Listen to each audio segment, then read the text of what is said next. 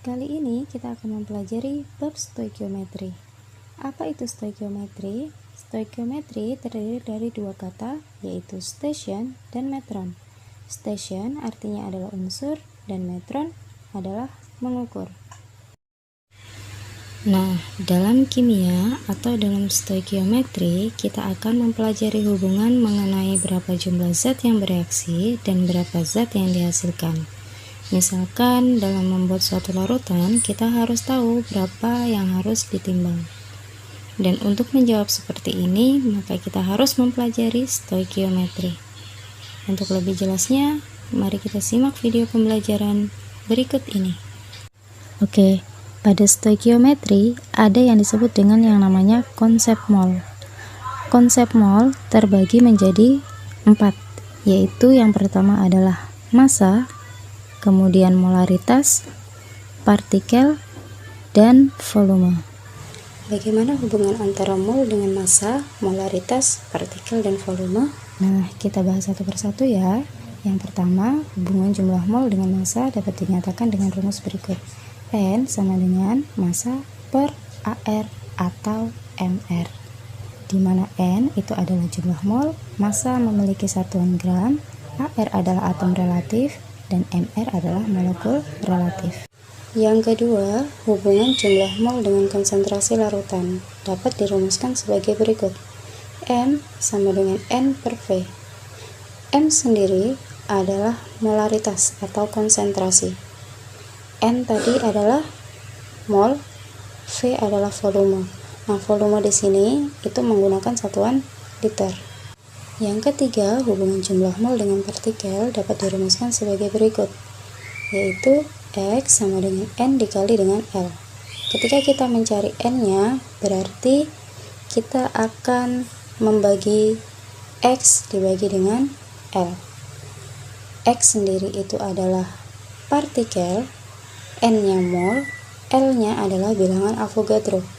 Nah, bilangan Avogadro di sini mempunyai nilai ketentuannya, yaitu 6,02 kali 10 pangkat 23 partikel. Oke, yang keempat, hubungan jumlah mol dengan volume. Secara sistematis, volume dibagi dalam 4 keadaan, yaitu yang pertama dalam keadaan standar, atau biasa kita sering sebut dalam keadaan STP, yaitu dalam keadaan suhu 0 derajat Celcius, tekanannya adalah 1 atmosfer, di mana dapat dirumuskan volume sama dengan mol dikali dengan 22,4 liter. Yang kedua, yaitu dalam suhu ruang atau biasa kita sebut dengan RTP. Suhu ruang di sini adalah 25 derajat Celcius, tekanannya adalah 1 atmosfer, dengan rumus V sama dengan N dikali dengan 24 liter. Nah, kalau yang dalam keadaan standar tadi dikalikan dengan 22,4 liter. Nah, yang sekarang ini untuk dalam keadaan ruang kita kalikan dengan 24 liter. Yang ketiga, jika pada suhu dan tekanan tertentu, maka kita bisa menggunakan rumus P dikali dengan V sama dengan N dikali dengan R dikali dengan T. P itu adalah tekanan, V adalah volume, N-nya adalah mol, R-nya adalah tetapan gas ideal. Nah, di sini tetapan gas ideal nilainya adalah 0,082 liter atmosfer mol min 1 Kelvin min 1 dikali dengan suhu. Suhunya bukan lagi menggunakan derajat Celcius, tapi menggunakan Kelvin.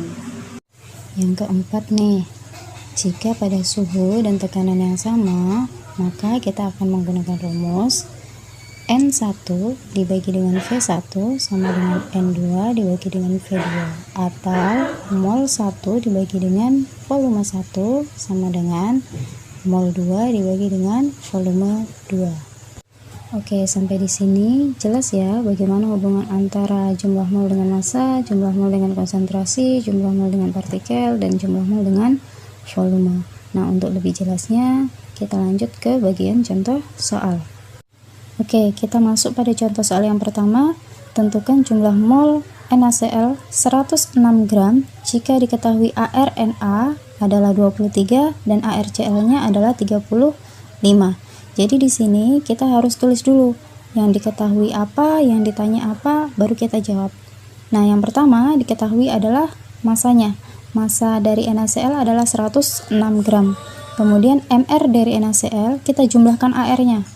ArNa dengan ArCl. Karena jumlahnya Na 1, Cl-nya 1, jadi kita tinggal jumlahkan aja. 23 ditambah dengan 35. Jadi Mr NaCl hasilnya adalah 58 gram per mol. Dan yang ditanyakan adalah jumlah molnya. Seperti yang kita tahu bahwa rumus jumlah mol itu adalah massa dibagi dengan Mr. Jadi kita langsung turunkan rumusnya nih. Kita masukkan nilainya yang sudah diketahui tadi. Massanya itu adalah 106 gram. Mr-nya adalah 58 gram per mol. Jadi kita tinggal bagikan 106 dibagi dengan 58. Kita dapat adalah 1,8 mol. Oke, contoh soal yang kedua yaitu berapa massa KOH yang harus dilarutkan ke dalam 400 ml air agar didapatkan larutan KOH 1 molar jika diketahui ARK-nya adalah 39, ARO 16, dan ARH-nya adalah 1. Langkah pertama yang harus kita lakukan yaitu menuliskan apa-apa saja yang diketahui pada soal. Yang diketahui pada soal yang pertama yaitu volumenya 400 ml yang akan kita ubah ke dalam liter, jadinya 0,4 liter. Kemudian molaritasnya KOH yaitu 1 molar. Dan berikutnya MrKOH yang kita dapatkan dari ARK, O, dan H. Jadi kita tinggal jumlahkan karena masing-masing unsur jumlahnya hanya 1.